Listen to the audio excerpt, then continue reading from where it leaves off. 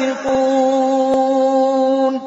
Dan hendaklah engkau memutuskan perkara di antara mereka menurut apa yang diturunkan Allah. Musibah dan balak Dan bencana. janganlah engkau 1. mengikuti keinginan Allah mereka. tidak akan menimpakan musibah Dan kepada penduduk waspadalah negeri dengan terhadap tiba-tiba mereka. secara zalim. Jangan sampai mereka Sedangkan memperdayakan penduduknya engkau berada dalam terhadap keadaan sebagian lengah, apa yang tidak telah mengetahui diturunkan atau Allah peringatan kepadamu. Al-Quran belum sampai kepada Jika mereka. mereka berpaling dari Tapi hukum dengan yang perkembangan telah teknologi diturunkan moden Allah, abad ini, maka Al-Quran ketahuilah sudah berada di rumah dan bahwa genggaman sesungguhnya tangan setiap Allah manusia. berkehendak menimpakan Jadi tidak ada musibah alasan kepada untuk mereka, beralasan Al-Quran belum disebabkan sampai kepada sebagian mereka. dosa-dosa mereka.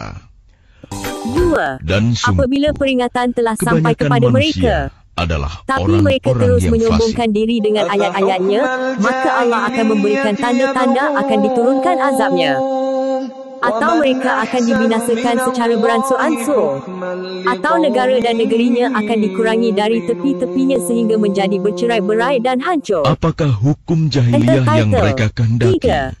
Setelah Hukum semua peringatan siapakah diberikan yang dan lebih baik manusia daripada terus-menerus hukum Allah menyombongkan diri, bagi orang-orang yang terus-menerus meyakini berbuat agamanya? maksiat, terus-menerus memperolok-olok dan modifai ayat-ayatnya dan aturan agamanya, maka azab itu akan datang kepada mereka secara tiba-tiba, baik di rumah ketika mereka sedang berehat, tempat permainan ketika mereka sedang bermain-main, ketika mereka dalam perjalanan, sedang leka dengan pelbagai hiburan maksiat, sedang berborak santai, sedang bekerja, sedang memancing dan sebagainya.